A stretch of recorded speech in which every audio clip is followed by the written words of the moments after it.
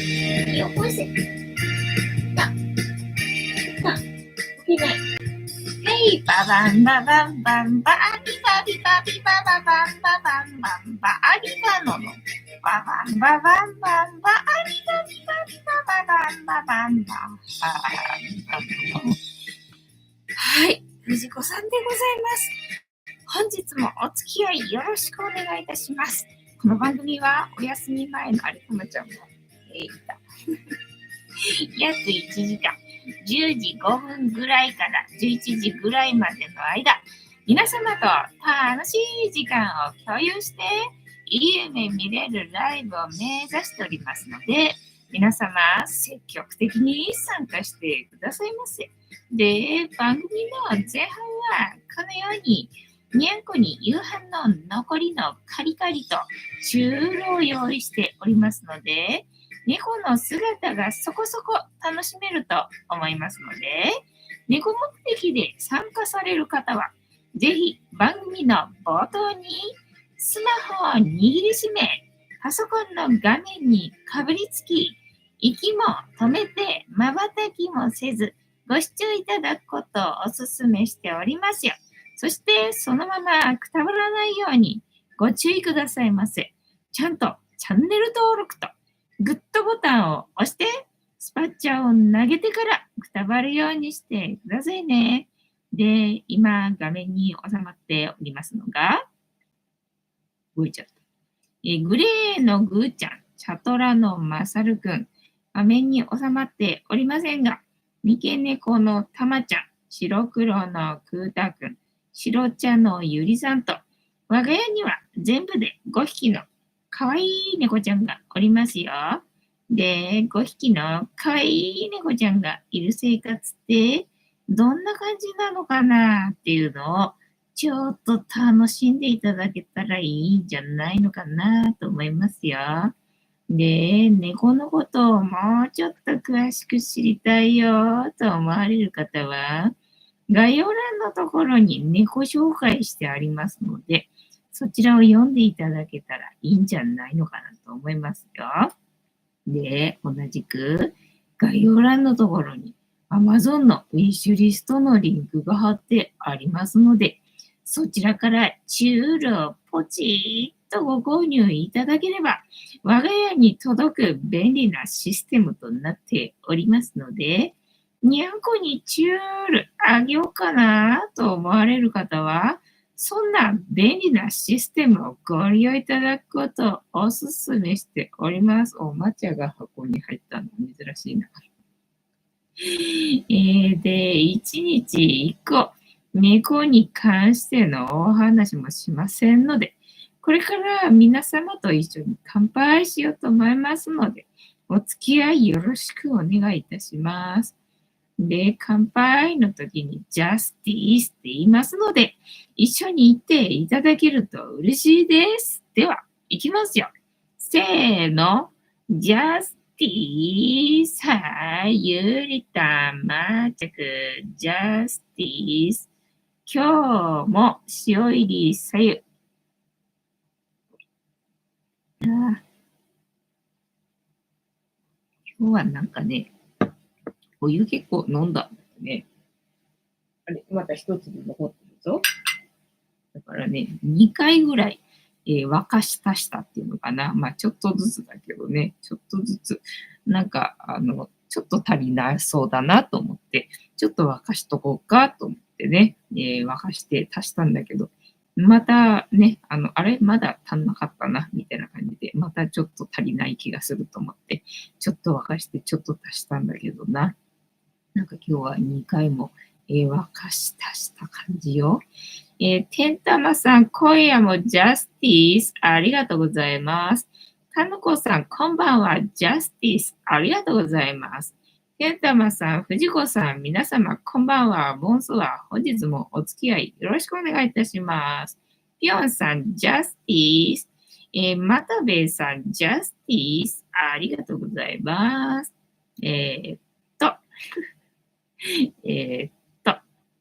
今日はね、今日はにゃんこが絶不調だったな。にゃんこ絶不調で大変な、日だったな。なので、今日はわしは、映画を見ておりましたっていうね、感じ。初めてネットフリックスにね、登録して、今日は映画を見てましたよっていう感じな。いないのかな。今日はね、夜中にゆりさんが、2回ほど発作で、夜中か、みたいなね。ダメかと思って、この寒いのになって思いながらね、ヒーターつけて、ゆりさんの後をかけて、そんなにね、激しい発作じゃなかったんだよね。だから、少しで助かったよと思ったんだけど、また発作がぶり返してきたんで、ダメかと思って、やっぱダメかと思ったんだけど、またね、2回目も同じぐらいで、そんなに長くは続かなかったんでね、よかったよと思ったんだけど、また昼間ゆりさんの発作が出てきちゃって、もう全然ダメじゃんっていう感じでね、今日はゆりさんの発作の日だな、なんていうふうに思ったんだけど、で、その後ね、また、ちょっとで落ち着いてくれたんで、よかったよって思ったら、今度はぐーちゃんの、発作、痙攣な、始まっちゃって、なんか今日はにゃんこたち絶不調な感じだったな。カニタンさん、ジャスティス、ありがとうございます。クラマルさん、こんばんは。ボンソワ。本日もお付き合いよろしくお願いいたします。で、今日は日曜日か。日曜日で、今日は野菜ないけれども、お買い物にも行けないから、寒くて外出るのも嫌だしっていうのでね、今日は一歩も外に出なかったな。で、なんかね、寒いよね。昨日はさ、なんか寒いなと思ったらさ、雪のマークになってっからさ、そりゃ寒いよと思ったけど、だから今日はさ、またなんか寒い気がするからさ、また気温低いのかなと思ってさ、天気予報っていうのかな、見てみたけど、今日はなんかそれほど気温低いわけじゃないんだよね。でも昨日が寒かったせいかもしれないな。なんかすごい今、部屋の中が寒くってな。だからヒーターギリギリになってにゃんこが集まるようにつけたけど、なんでそんな時に限ってにゃんこゼロなんだろう。なんでおらんのかな、謎だな、にゃんこな。で、出かけずに、どうしたんだっけ、朝パンか。バナナのパン作って、それが1個ね、残ったから、それに蜂蜜かけて食べたんだけども、そのね、蜂蜜がね、百花っていうのあれ、なんて読むのかわかんないんだけどさ、多分一般的な蜂蜜の花の名前じゃないのかなと思って、買ってもらったんだけどな。100って書いて花っていうさ、蜂蜜なかったっけ、なんか2種類あってね、どっちがどっちだかわかんないから、いいや、買ってもらうんだから、どっちも買ってもらえと思ってさ、買ってもらったんだよね。で、それの蜂蜜ね、かけて、で、食べたんだけど、なんかすごい花の香りがね、強くて、あれ今まで食べたことないかなこの蜂蜜。それとも、あれかなこれが特別花の香りが強い蜂蜜なだけかなと思いながらね、なんか花の香り強すぎてな、みたいな感じの蜂蜜をね、今パンにつけてコーヒーのお供に食べてますよっていう感じ。でね、1枚しか今日はなかったんでね、お腹が空いちゃってっていうか足りなくてっていうのかな。であれか、昼はあれだ、米炊いたんだ。玄米ね。玄米、水につけておいたので、今日は米が炊ける日だったんで、お昼はその玄米炊いてね、で、ペロッと食べちゃったんだよね。ペロッと食べちゃったんで、足りないなと思って。で、結局ね、リンゴ、アップルパイがあったんだよね。クータが。クータが。透けて見えるなって言うとからな。アップルパイがあったんで、それをちびちびおやつに食べてな。で、今日はそれでいいかなと思ったんだけどね。そうだ、フルーツあるから、夕飯はフルーツにするかと思ってさ、もうしなしなになっちゃってるキウイな。一生懸命皮むいて、ただね、それね、ゴールドだったんだよね。だから、キウイのゴールドって結構さ、食べるとさ、うまいじゃんか。やっぱりね、食べてみたらね、あ、うまいな。ゴールドうまいな、みたいな感じ。あとね、グレープフルーツね、皮むいてさ、食べたんだけどさ、まあ冷えててね、もう冷蔵庫の中で2つともな、キウイもグレープフルーツもキンキンに冷えてて、キンキンに冷えてて寒いのにさ、冷たいなって思いながらね、食べたのよ。夕飯は今日はフルーツでいいわって思ったんだけど、やっぱりお腹が空いて仕方がなかったんだよね。さっき餅食べた。さっき餅食べました。みたいなね、感じでございますよ。明日はあれかな、お金払い込みに行かないと買い物できないからみたいな、感じかね。で、今日見た映画はね、ネットフリックスで、終わらない週末終わらない週末って何してんだ、クータはさ。っていう、なんかネットフリックスの映画をね、見たわけよね。なんか、何人か勧めてた気がするんで、じゃあ、それはちょっと見とかないとなぁなんて思って、何がしたいんだ、くーちゃんはな。何を企んでんだ。こたつの中に2個いるから、足伸ばせないとね、ちょっと、痺れたよ。はい。で、なんだっけてんたまさん、昨日はスーパーで買い物できなかったんですよね。そう、昨日もね、で、今日も払い込んでないから。だってほら、土日って多分ね、手数料かかんだろうと思ったからさ、バカらしいじゃん、そんなのさ。ポイント貯めるためにね、イオンペイ使ってるのにさ、それでね、手数料かかっちゃったらバカらしいじゃんと思って、だから、平日でいいかなと思って、明日行くかとかって思ってね、なので今日も買い物できずじまいみたいな状態なんでね、どうしようかなって思いながら、うちの中にあるものでね、野菜ないな、しかしな、どうしようかなって思いながら、なんか野菜の代わりにフルーツ、だけどフルーツがキンキンに冷えててな、で、まあ、グレープフルーツが酸っぱくてな、目が覚める思いだったけど、結局お腹空いてもう作ったみたいな感じでしたね。で、終わらない週末っていうのをね、なんかいろんな人が確かおすすめしてた気がしたんだよね。で、見とかなきゃなっていうのを今日見てみたわけよね。で、それがまあどんな話だったかっていうと、なんかもやっとしてて、なんか説明ができない。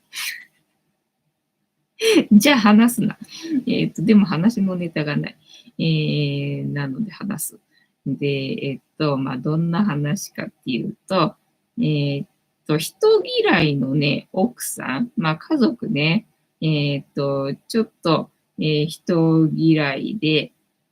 なんだろうな、偏屈っていうか、疑い深いっていうのかな、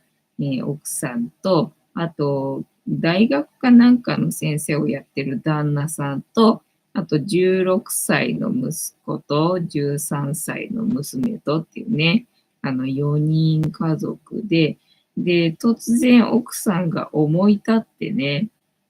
なんかもう嫌になっちゃって、もう嫌になっちゃって、急になんかね、バカンスみたいな感じでね、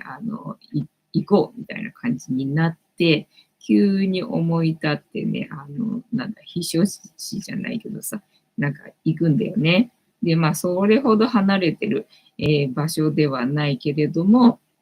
その終わらない週末っていうキャッチコピーだったのかな。キャッチコピーに惹かれて、ああ、いいなって思って、なんか行こうっていうことになったみたいでね。で、まあ、自宅っていうのかな、別荘っていうのかな、そこをね、貸してる人のところに、借りて、で、1ヶ月ぐらいなのかな。なんか、ちょっと過ごそうかな、みたいな、感じで移動するね、人たちの話なんだよね。てんたまさん、備蓄してあってよかったそうなの。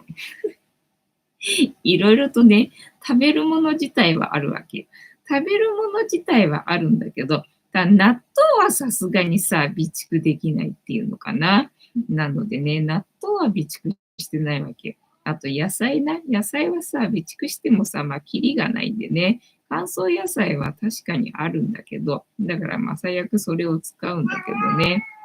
生野菜っていうのかな。まあ、まだ手に入るうちはさ、買ってきた方のが、簡単に調理できるからいいかなっていうのでさ、まあ、野菜と納豆はね、買い物してんだよね。窓場さん、こんばんは、ボンソワ。実は昨年末からコロナに、かかってしまいましたが、復活しました。あ、風邪じゃなくって、コロナだったのか。なんか風邪ひいてるとか言ってなかったっけ？コロナだったのかな？おめでとうございます。ケンタマさん、まどかさん、こんばんは。カニタンさん、まどかさん、回復してよかったですね。そうだよね。よかったよね。ケンタマさん、年末にコロナとはアンラッキーですね。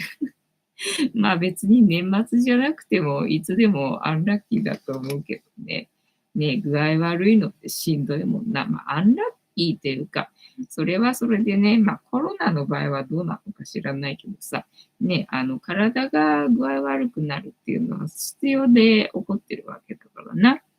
な。体の声を聞いてな、楽させてあげるっていうことでね、だからアンラッキーというか、まあ、ラッキーなのかもしれないよっていうね、感覚でいるんだけどね、私はね。ただ、まあ、本人はね、しんどいからね。その間本人はしんどいからねっていうのがあるよね。だから父親のさ、パートナーの人が、なんか昨日の夜倒れたらしいんだよね。で、なんか激痛で救急車で運ばれてとかっていうのでさ、とかって思って、さ、なんかね、骨折、足の付け根を骨折して即入院とかっていうので、足の付け根骨折って大丈夫なのそれ。回復できんのみたいなね。いや、すげえ痛そう、いやっていうのがあってね。まあ多分ね、休むっていうことを知らない人だからね、もう年がら年中入院するんだよね。年がら年中入院するんでね。まあ体が悲鳴上げてるんだとは思うんだけどさ。いや、しかしな、足の根元は嫌だね。痛そうだね、それっていう話をさっき聞いてさ。ね、せいぜい休ましてやってくださいっていう感じよな。ね、まどかさん。皆さん、ありがとうございます。大晦日に発熱外来に行ったり、大変でした。あ、そっか、休みの時か。おととい、病院で検査してコロナ、インフルも、陰性になりました。そうなったね、完全に回復したっていう感じなのかな。おめでとうございます。さらに最強になったってことだな。一回り最強になりましたよって感じだな。まどかさん、喉の違和感が少し残っていますが、今のコロナは咳や喉に強く出るのが特徴らしいです。あ、そうなんだ。じゃあなんかね、味がしなくなるとかってさ、聞いたけど、あとなんだっけ、なんか特徴的な症状としては、味がしなくなるっていうのでね、あ、コロナだってわかるらしいっていうのがね、あったけど、ね、味がしなくなるってどういう感じかなと思ったんだけど、今はそれないのか。じゃあ本当にただの風邪じゃんね。本当にただの風邪じゃんかな。で、その終わらない週末は、突然思い立って、なんだ、爆発に出るみたいな。でね、すごい素敵なお家なわけよね。すごい素敵なお家でね、一瞬っていうか、まだね、何も起こってない時はウキウキしてる感じで、で、海に行こうみたいな感じになって、海でね、ゴロゴロしてる時に、娘さんがね、船が来るっていうふうに言ってて、船が来るっつってな。で、あ、そっか、船がいるね、船来るね、なんていうふうに言ってたんだけど、なんかすごい迫ってきてて、で、船が来るって言ってんのにな、みたいな感じで、船が来るっつってさ、で、今なんつったっていうか、船が来るっつってさ、で、見たらさ、もう目の前に迫ってて、おいっていうことになってね。で、慌てて逃げて、みたいな。まあ、とにかくいろいろとね、なんかもやっとしてるんだよ。それが関わってるのか関わってないのか、あんまりよくわかんない感じでね、描かれてるんだよね。最終的にどうだったのかっていうのがあんまり解明されないで終わっちゃうような感じなので、なんかいろいろね、考察をやっぱりね、なんか見てみたいなと思ったんだけど、なんかあんまりみんな分かってないっぽい感じだったので、じゃあしょうがないっていう感じの映画な。えーっと、ケンタマさん、ジュリア・ロバーツ出てるんですね。あ、そうそう、そうなんだ、そうなの。まどかさん、セルフの抗体検査で、陽性と分かり、嗅覚や味覚はさほど違和感なかったかな、そうだったね。匂いにちょっと敏感になったかも。健康には気をつけたいですね。まあ、そうだな。じゃあ、ただの風邪だな。で、まあ、ただの風邪っていうか、まあ、風邪もな、頑張って風邪になってくれてるからな、体のためにね。ありがとうございますっていう感じね。ただの風邪とか言ったら風邪に失礼みたいなな。謎。で、なんだっけ、まず最初に船がね、オイルタンカーが突っ込んでくると。で、ね、借りてるお家に帰って、で、なんか、停電になるのかな。停電で、ネットがつながらないと。ネットがつながらねえよっていうので、テレビもつかねえよっていうのでね。で、その娘さんがね、フレンズっていう昔のドラマかなんかなのかな。私それ知らないんだよね。だから見なきゃいけないんだけど、それもさ、見ればその映画の内容がちょっとわかるのかなって思うんだけど、なんかそのフレンズっていうドラマにハマってるらしいんだけど、で、最終回がね、見れないっつって娘がさ、見れるようにしてくれって言うんだけどさ、まあ、どうにもならないわけよね。で、ずっと最終回が見れない、最終回が見れないっていうふうに言ってて、で、その素敵なお家ね、庭にね、鹿が来るんだよね。で、どうやら鹿が見れるとラッキーみたいな言い伝えかなんかあんのかな、らしくって、で、鹿がいるっていうのでね、また感激したりとかしてるんだけどさ、まあ、とにかく、なんだっけ、停電になっちゃって、えー、なんだろうこれ、なんだろうこれ、みたいなね。だから停電かどうかもわからない状態。だからそのうちはね、電気はつくんだよね。電気ついてるんだけど、とにかくテレビつかないし、で、ネットはつながらないし、みたいなね。そういう不便な状態になってんだよね。大樹さん、藤子さん、皆様、こんばんは。ボンソワ。本日もしぶとくやっておりますよ。ケンタマさん、デジタルデトックスできていいかもそうなんだよね。最初はね、そう思うんだけどね。ケンタマさん、大樹さん、こんばんは。ね、そうで、最初はそんな感じで。で、夜にね、夜遅くっていうのかな、に、ドアをトントン叩く音が聞こえて、で、びっくりしてね。で、奥さんは警戒心がものすごく強い人だからさ。で、旦那さんもね、こんな夜中にみたいな感じで。で、玄関を開けると、そのね、家の持ち主さんがね、いや、ちょっと実は、近くにいたんだけれども、足が悪くて、でね、自宅が14階にあって、でね、停電してるから、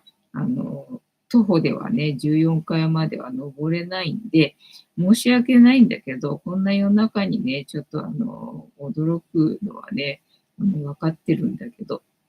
ちょっと一晩泊めてくれないかみたいなね、感じなわけよね。でもさ、本当にその持ち主なのかどうなのかもわかんないし、で、奥さんの方はね、他人を家にね、一緒に一晩過ごすなんて絶対に嫌だっつって、絶対に嫌だっつってね、もうすごいいろいろごちゃごちゃあるんだけど、でもまあね、家主って言ってるからさ、それね、断るわけにはいかないしみたいな感じで、旦那さんの方はね、いいよいいよっていう感じなんだけど、奥さんの方は絶対ダメみたいな感じでね、いるんだけど、まあ結局のところね、止めないわけにはいかなくなって、で、まあ止めるんだよね。で、その家主さんは、お父さんと娘みたいな感じで、で、娘の方の態度がね、すごい嫌な感じなんで、それに奥さんカチンと来ててね、絶対あの人と同じ屋根の下にいたくないみたいな。そんくらいな感じなわけよね。でね、お金は返金するんで、一晩だけ何とかしてもらえませんかみたいな感じで、で、まあね、とりあえず一晩は、過ごすんだけれども、で、翌朝になってもね、まだ全然、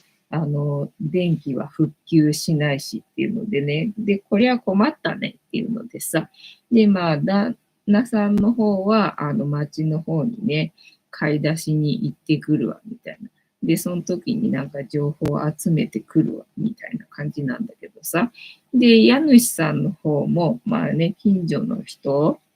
訪ねてね、ちょっとね、なんか情報を聞いてくるわ、みたいなね、感じになるんだけど、とにかくね、その旦那さんの方は、土地勘がないからね、土地勘ないんだけれども、GPS だっけカーナビか。カーナビがね、つかないんで、迷っちゃうんだよね、道にね。で、道に迷って、もうそのお家に帰れたのがもう奇跡みたいな感じなんだけどね。で、その時に、スペイン語でなんかめちゃくちゃ喋ってる女の人に遭遇するわけよね。でね、困ってそうだったんで、最初はね、止まるんだけど、とにかくわかんない言葉でわーわー言うわけよ。で、スペイン語はわかんないって言ってるのに、もうわーって言うから、ああ、もうなんか怖いっていう風になっちゃってね、振り切って逃げるんだよね。んで、もう、そのね、飛行機がね、赤い紙をすごいいっぱい撒き散らして、あの、墜落すんだよね。あ、ドローンって言ってたかな。なんか巨大なドローンが、この紙をね、ばらまいて、追突したんだって言って帰ってきた時にさ、その紙を1枚ね、持って帰ってきて。で、それが、なんていうの、アラビア文字っていうのかな。で、誰も読めないわけよ。で、読めないんだけど、お兄ちゃんがね、息子さんがゲームでね、タイトル見たことがあって、で、それは、アメリカ死ねって書いてあるっつって、アメリカ死ねって書いてあるよってね、言うわけよ。で、あ、そうなんだっていうのでね。で、裏の文章はわかんないけど、この単語はそういう意味だっていうのでね、ゲームで見たことあるっつってさ。でね、なんかね、混乱させるための、なんか、どうやらね、紙らしいんだよね。で、まあ、とにかくその時は、そのアラビア文字っていうのかな。で、書かれた、紙ができたと。で、家主さんの方はね、家主さんの方は、海の方かなんかにね、行るんだよね。で、そうすると、飛行機がね、どんどんどんどん、墜落してくるわけよ。で、やばいと思って、で、なんか尋常じゃないことがこれ起きてるぞっていうことになってね。でも、ネットが繋がらないから、とにかく情報がないっていうのでね。まどかさん、なんという映画ですか？てんたまさん、終わらない週末ですね。はい。サポートありがとうございます。まどかさん、怖そうな映画ですね。そうそう。一応ホラーなんだよね。で、ホラーかと思って。ホラーは私見ないけどもさ。ただまあね、その備蓄系の人が見た方がいいみたいな参考になるから見た方がいい映画みたいな感じで、何人かおすすめしてた気がしたんでね。じゃあ見といた方がいいかなと思って、で、見てみたわけよね。で、まあ飛行機が次々と墜落してくると。で、そのね、旦那さんっていうか、家主さんの奥さんは、飛行機で出張中かなんかで、帰ってくるタイミングだったんだよね。だから、これはダメかもしれないってちょっと思ってるんだよね。思ってるんだけど、まあ、娘さんに、不安を与えたくないんで、違う会社の飛行機だから大丈夫だよってね、言い聞かせてんだけど、ただまあ自分も、これはダメかもしれないってちょっと思ってんだよね。で、まあね、家主さんは土地勘があるからお家帰れるんだけどさ、で、旦那さんの方はなんとかね、帰ってきたんだけど、まあそんな感じでね、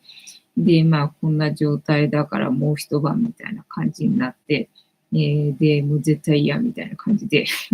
いろいろとまああるんだけど、とにかくね、起こってること、現実見なよ、みたいなね。これは普通じゃないよ。ただの停電じゃないよ、みたいので。で、みんなね、いろいろとなんか情報をね、その場にいる連中でやり取りしつつ、過ごしてみたいな感じなんだけど、で、そのね、お嬢さん、娘さんがね、一番、なんだろうな、えっと、情報に敏感っていうか、鹿がね、庭にいたじゃない。で、その鹿がね、最初は、少しいる感じで、最初は可愛いなと思って見たんだけど、あれと思ってね、なんかすっごいたくさんいて、もう家をね、囲んでたんだよね、大量の鹿が。で、これはなんかね、やばいこと起きてんなって、そこでお嬢さんは察するわけよね。で、それ言うんだけどさ、まあ大人たちはね、子供の言うことだからみたいな感じで、あんまりね、真剣に捉えてないっていうのかな、あんまり聞いてないみたいな感じなんで、で、子供もの方もね、それ感じ取ってるんで、私の言うことなんかどうせね、大人たちは聞いてくれないし、みたいな、まあそんな感じなんだよね。なので、で、そのね、鹿がいた方に行きたいっていうので、お兄ちゃんにね、ついてきてもらって、で、行くんだけどね、ただお兄ちゃんはもうめんどくさいなっていう感じでついてってるんでさ、で、娘さんの方はもうちょっと先に行きたいって言うんだけど、まあね、お兄ちゃんの方が、もうやだ、もうそれ以上先には行きたくないっていうので、帰っちゃうんでね、だからそれ以上先にその時は行けなかったわけよね。で、帰ってきて、で、なんだったっけな、なんかめんどくさくなってきちゃった。話してるのがめんどくさくなってきちゃった。てるたまさん、スーツさんが現れて、鹿せんべいを、えーっと、投げるかな。投げる流れですね。あったね。なんかそれは見たことある気がするよ。最近なんかスーツさんのサムネがなんかどうしちゃったんだろう。なんかスーツさんなんかどうしちゃったんだろう。なんか変わったね。みたいな感じね。なんか結婚しちゃったから変わっちゃったのかなんかわかんないけど、なんか変わっちゃった感じねって思うんだけどね。その鹿せんべいでね、鹿に追っかけられてる時代が面白かったよな、スーツさんな。そうで鹿がいっぱいいて、で、いるよっていうだけでね、まあ大人たちは取り合ってくれないわみたいな感じで、で、その時にお兄ちゃんね、怪我するんだよね。なんか虫に刺されるのかな。虫に刺されるんで、で、ホラー映画なんでね、これなんかあるなっていう感じなんだけどさ、とりあえずそれで帰るわけよね。でね、変な音波っていうのかな、もう耳をつんざくようなすごい嫌な感じの音が時々ね、鳴るんだよね。それでみんななんか耐えらんなくて、耳ね、押さえて、なんか立ってらんないような状態になってみたいなことになったりとかするんだよね。で、そう、奥さんがね、最初来た時に買い出しに行くんだよね、スーパーにね。スーパーに買い出しに行った時に、なんかすごい水とかね、大量に買ってる人を見かけるわけ。で、あの人何なのかしらみたいな感じでちょっと気になりつつみたいなね、ことがあるんだけど、そしたらそれは家主さんがね、この家を建ててくれた職人さんだ、それは、つってね。で、その人は、プレッパ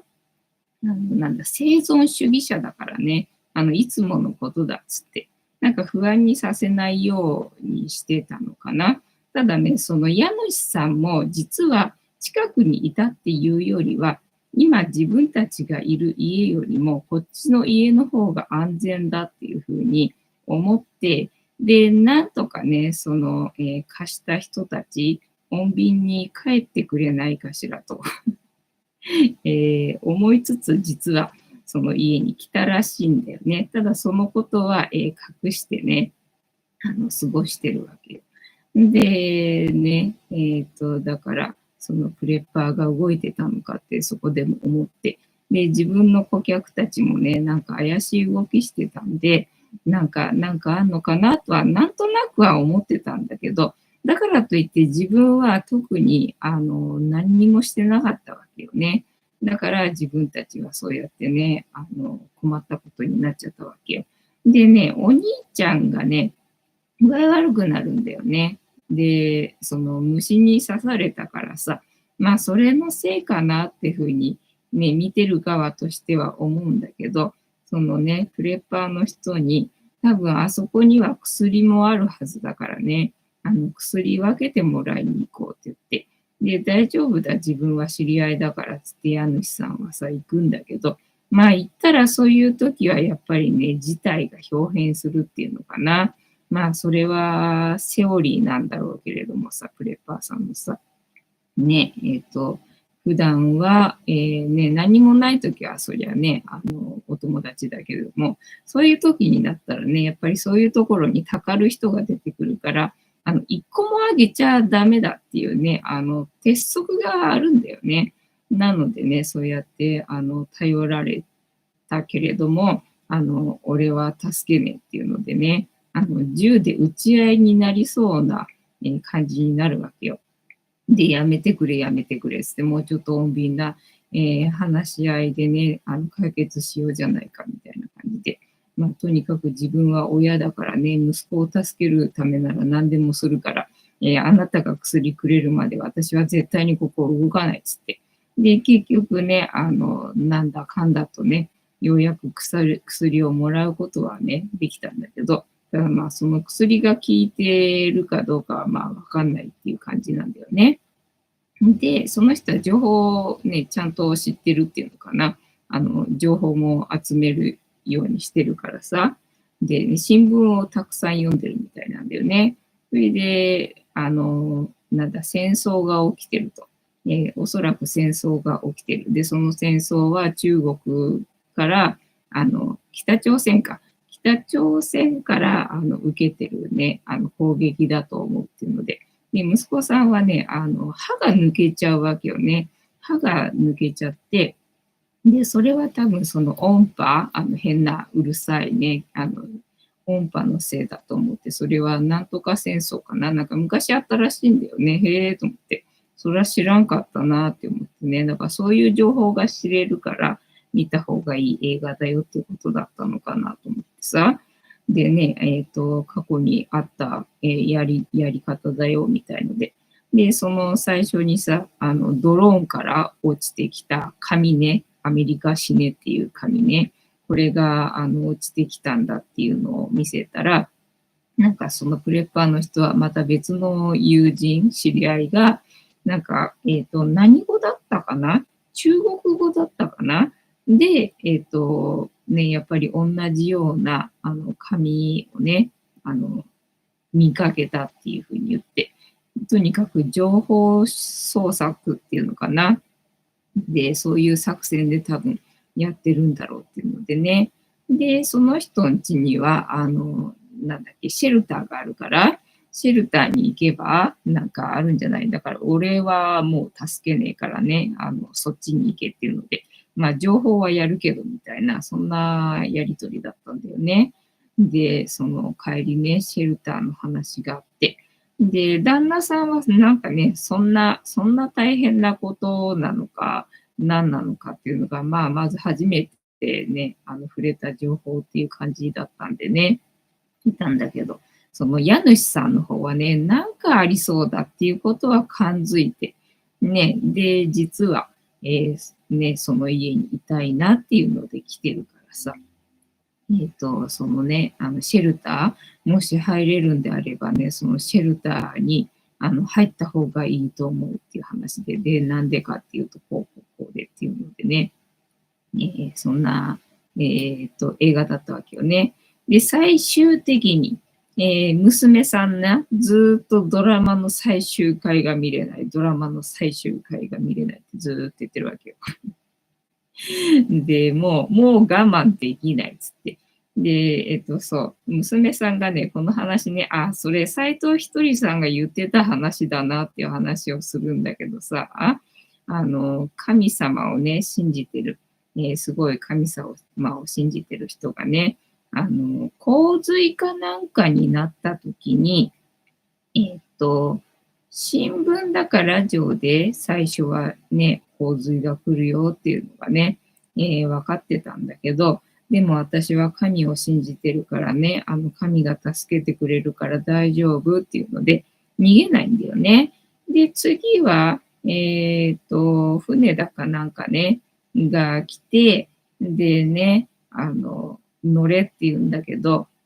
大丈夫、私は神が助けてくれるから大丈夫ですって言って、断るんだよね。で、断って、で、もう一回、助けが来るんだけれども、そう、やっぱりね、神様が助けてくれるから、大丈夫って言って、お断りするんだよね。で、結局その人は死んじゃうわけ。で、死んじゃって、で、天国っていうのかな、あのように言って、神様にね、なんで私はあんたのことをね、信じてたのに助けてくれなかったんだっつって文句言うわけよね。だから3回も助けたじゃないか、あと何しろっつうんだってね、言われるっていう話があって、その話をさ、斎藤ひとりさんがしてたなっていうのは覚えてたわけよね。で、そんな話をさ、娘さんがするわけよ。あ、そっか、それって聖書かなんかの話なんだっけと思ってさ。だから、そっか、外国でもこの話は知ってんのかなんて思いながら聞いてたんだけど、娘さんがその話をさ、大人に対してするわけね。で、大人が、で、だからなんだって。だからなんだっていうさ、シーンがあるわけよね。だから自分はもう我慢できないっていうわけよ。でね、娘さんは最初お兄ちゃんについてきてもらって、鹿がいた方に行ったけれども、もう一人で行っちゃうわけよね。みんながそうやってわーわーなってる時に一人で行っちゃうわけよ。で、そしてね、その先までもっと行きたいっていう方に行ったら、お家があってね、で、そのお家はどうやらそのプレッパーのね、お友達のお家なのかしらっていう感じのね、そのシェルターがあるお家だったんだよね。もうそこでね、お菓子食いまくりで、お菓子食いまくりでね、で、プレッパーさんなんでさ、そのシェルターにこもった時に暇つぶせるようにね、暇つぶしのものがね、もう充実してるわけよ。そこにね、フレンズのね、最終回あったわけ。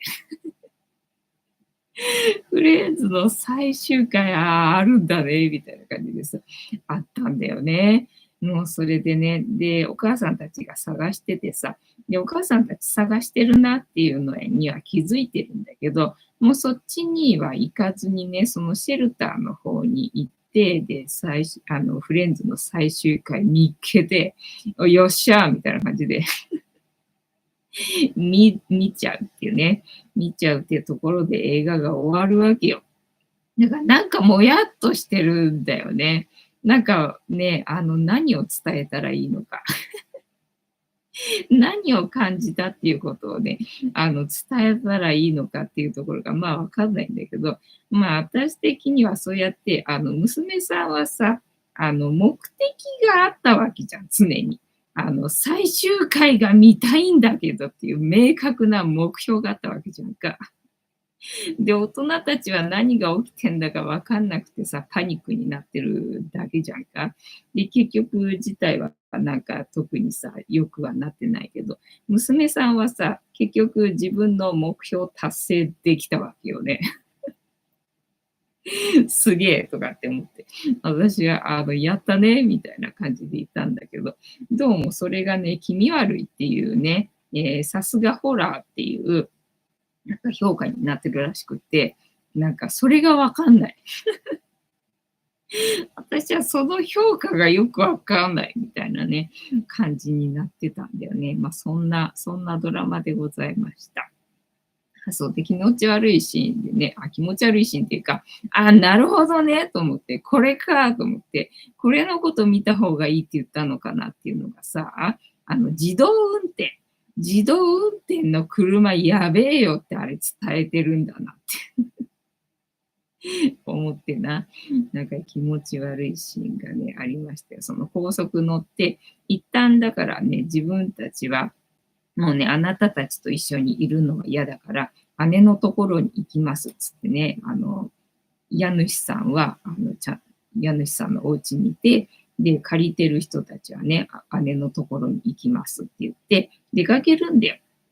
出かけるんだけどさ、高速に乗ろうとするとね、渋滞みたいになってるわけ。車が動いてなくて、で、何が起きてるんだろうっていうので、ちょっと見てくるわっていうふうに言って見るんだけど、でも全部新車なんだよね。なんかテスラの新車なんだよ。で、あれ何これ新車じゃんと思ってさ、ナンバーついてないじゃんと思ったんだよね。そしたら、そこにね、自動運転っていうふうに書かれてて、で、次々とね、その新車がさ、その高速道路めがけてさ、自動で走ってくるわけよ。やべえっつってね、逃げるっていうね、命からがら逃げるみたいなシーンがあるんだけどさ、これのことを伝えてたんかなって思ったのが、そのシーンでしたね。見た方がいいよっていう映画ね。どうやら自動運転やべえっていうメッセージかもしれんっていうふうに思いましたっていうね。私の感想でございます。なんという映画。終わらない週末。怖そうな映画。スーツさん、鹿せんべい。ドラマの最終回は見たいですね。そうそうそうそうそう。でさ、911の時。911の時さ、私ハマって見てるドラマあったんだよね。でさ、最終回だったわけ、その時。でさ、見てたのにさ、このドラマどうやって終わらす気だろうと思ってさ、それが気になって最終回気になってさ、見てたわけよね。そしたらさ、番組切り替わっちゃって、番組切り替わっちゃって、で、永遠に最終回は放送されずにね、終わったドラマがあったんだよね。あれがね、もうほんと、娘さんの気持ちわかるわっていうね、ことあったよな。まどかさん、斉藤ひとりさん、そう、斉藤ひとりさんがね、その話してたんだよね。まどかさん、聖書の話が出てきたんですね。まあ、聖書の話だったかな、どうだったかなっていうのがちょっとね、定かじゃないけど、ね、後で映画をチェックしていますね。ネットフリックスですよ。てったまさん、藤子さんも映画撮りましょう。映画撮るんかい。で、フニータ物語も作れないのに。フニータ物語も作れないのにな。まどかさん、フニータの映画は、そうそうそう、フニータ物語も作れないのに映画になっちゃったな。てったまさん、庭に、ベランダに、台所に、次々に落ちてくる黒い物体をいや、撮りたくないな。それ撮りたくないな。終わらない11月公開。本当だよな。もう本当悪夢だったよな。カニタさん、リアルですね。リアルだね。いやー、まどかさん、じね、ほんとだよ、もうね、もうトラウマだよ。もうさ、そこの窓からな、いっぺんに3匹入ってきたとき、その瞬間な、その瞬間見たときも、ほんとな、ホラーでしたね。あれこそ本当のホラーで、どんなホラーよりもね、多分、鳥肌立てると思うよ。何の自慢だろうな。そうで、その時にハマってたね、ドラマ、これどうやって終わらす気だろうなって思ったのがさ、新婚の、カップルで、まあ、年の差っぽい感じっていうのかな。で、奥さんの方が、まあ、若い方で、まあ、お嬢様かなんかなのかな。で、まあ、逆玉の腰みたいな感じの結婚なんだけれども、外国人の人がね、急に私の旦那ですみたいな感じで言われて、全然見ず知らずの人とね、なんか結婚してるみたいな、感じになってるんで、なんだこれ、どういうことだっていうのでね、調べてったら戸籍を使われて、で、なんかもうね、結婚されてる状態になってたんだよね。要はその外国の人が日本に移住したいがために、結婚しちゃったみたいな、なんかそういう感じみたいなんだよね。で、それで、なんだかんだしてる間にさ、その二人が、なんだ、仲良くなっちゃって、結局ね、恋に落ちるみたいな、なんか話だったんで、それってさ、それってさ、本当に結婚するはずだったね、奥さんの方が、ただただかわいそうなだけなね、物語じゃんと思って、何も報われない、何も悪いことしてないのに、何も報われないね、話でさ、これどうやって終わらす気なんだろうと思って、気になってたわけよ。それの最終回がね、見れずじまいでしたっていうね、お話ね。今日はね、ぐーちゃん張り付いてなかったね。たまちゃんが箱に入ってて、可愛い感じでございましたな。てなわけで、本日も竹縄ではございますが、いいお時間になってまいりましたので、そろそろお開きにさせていただきまして、調子が良ければ11時ぐらいまで毎日のようにやっておりますので、お時間合うときはお付き合いいただけると嬉しいです。で、私の人生の目的は私の笑顔で私とみんなを幸せにすることですので、チャンネル登録がまだの方はチャンネル登録とグッドボタンを押してスパッチャーを投げといていただけると私が笑顔になりますのでよろしくお願いいたします。あと、ご無理でなければお友達へのシェアもよろしくお願いいたします。猫の姿が物足りなかったよって方は、このチャンネルには猫の動画がいっぱいありますので、そちらを全部見といていただけたらいいんじゃないのかなと思いますよ。てなわけで、本日もお付き合いありがとうございました。次回も見てくれるかな？はーい。いいとも。じゃんけんぽい。はい。ではでは、夢見てね。おやすみなさい。バイなら。